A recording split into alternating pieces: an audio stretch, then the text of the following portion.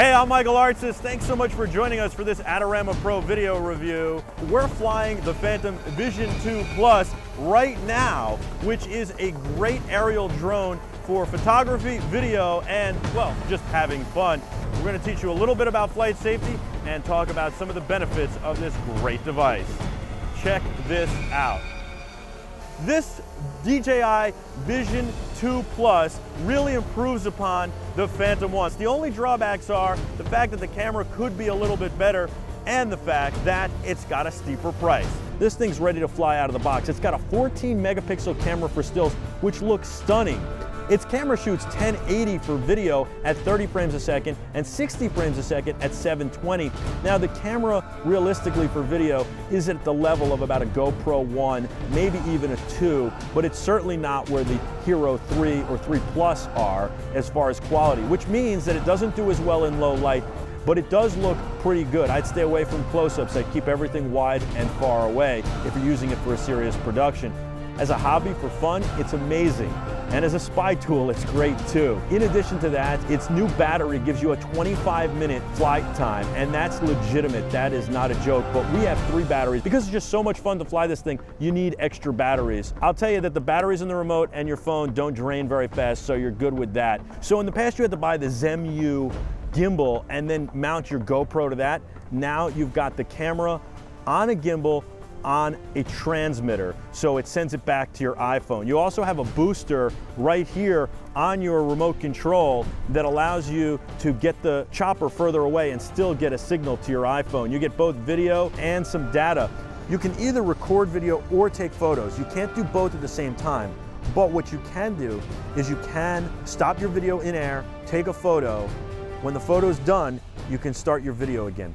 And you can send your photo and videos back to your phone, not only to look at as you're flying, but you can send it back to your camera roll on the spot and then have it also automatically upload to your social media like Facebook.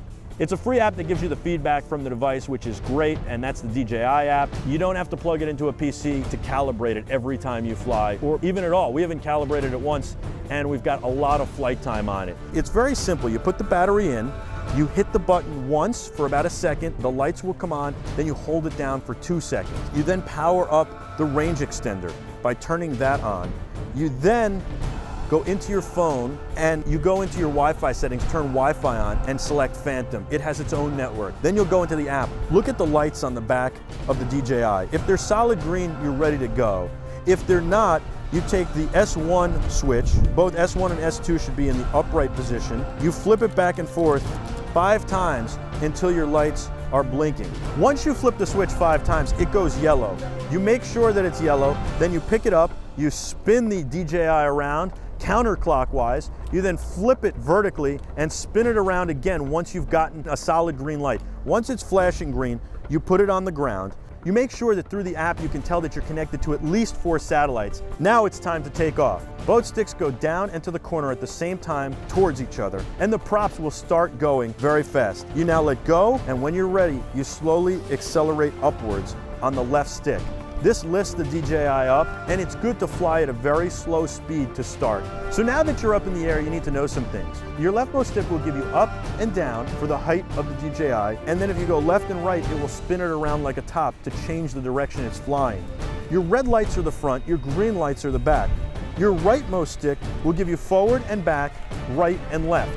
Now, if you turn the DJI around to face you, you have to remember that it's now flying the exact opposite direction. So the rightmost stick changes everything, yet the leftmost stick stays the same. Up is still up, down is still down, spinning it to the right or left still spins it to the right or left, and that can get very confusing. So I'd recommend against flying that way until you get very comfortable. You really want the thing going in one direction, which is away from you, and if you want to bring it back to you, just pull it backwards. One thing I would definitely recommend for this DJI is getting better props, because these are a little too flexible and bendy.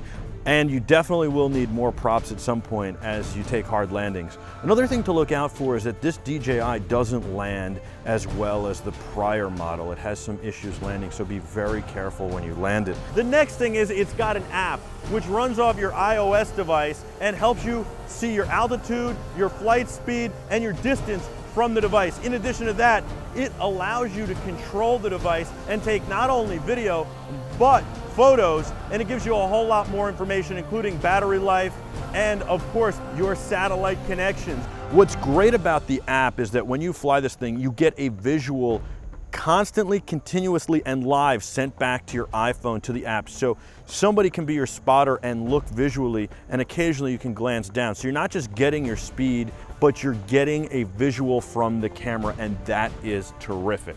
You can tell your flight speed, your distance from you, and your height. If you go too far, you'll lose the connection. Bring it back so that you can get your connection again.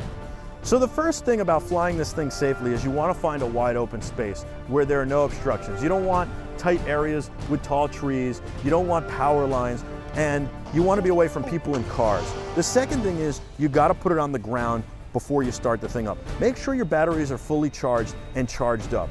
And the reality is that somebody should be assisting you and be your eyes. They should be looking at your phone, reading the vitals, and looking up in the sky occasionally. Your eyes should always be focused up in the sky at the DJI. You don't want to lose your visual at any time in case something happens here.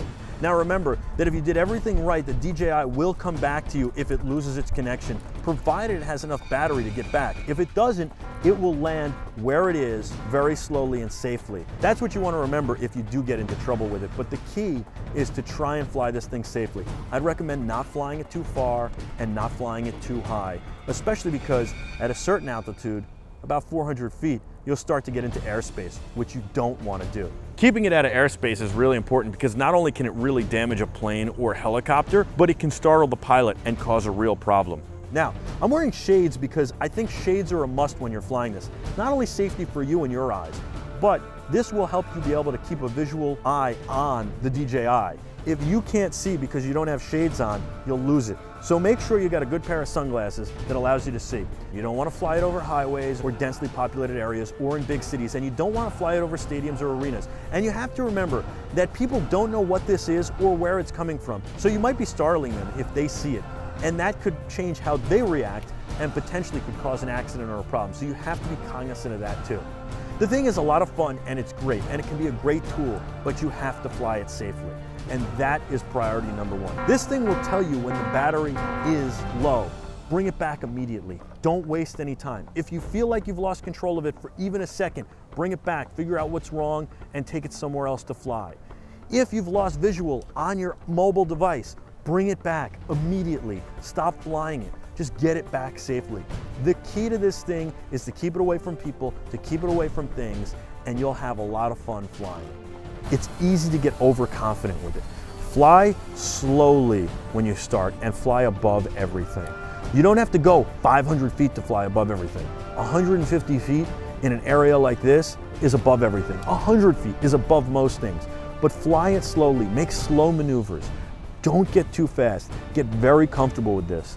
If it lands safely somewhere and you can't find it because it ran out of battery or for some other reason, there is a Find My DJI feature, which is a great feature. If you seem to be losing control of the device because of interference or something else, bring it down safely and stop flying. There's certainly times when you seem like you can lose control in very high RF environments, when it loses satellite signal, and for some reason when you're near power lines. So that's stuff you have to be aware of. When you fly it higher and further away from things, that's when you can have more fun, let it loose, speed it up, and do more things like that.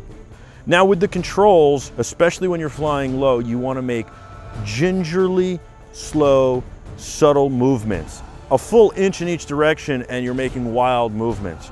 You have to be very careful about flying in wind and bad weather. Wind can carry this thing away and make it get away from you. And bad weather is bad for it. You don't want it to get wet or get it near or in water, especially rain or snow. The bottom line is just don't take chances with the DJI. Fly it safely. You really can't just take it to a shoot without any experience. You've got to train on this thing and see how it shoots in different environments and what you're going to get. I would say you got to put about 5 to 10 hours in on this thing before you could even consider taking it to a real shoot and getting paid for using it. And you've got to watch your footage back. All in all, I think this thing is great. It's got a higher price point, but you get the camera, the gimbal, and the device with bigger batteries, longer flight time, the remote control, and the range extender, all for the price point. I'm impressed by this a lot more than I was with the Phantom 1, and there's no doubt in my mind this is a ton of fun and can be a great tool. Thanks for watching this Adorama Pro video review. I want you to have a lot of fun with your DJI Phantom Vision 2 Plus. It's really awesome and it's great fun. You can check it out at Adorama Store in New York City or online on adorama.com. And don't forget to check out more reviews and videos online as well. I'm Michael Artsis. Be terrific.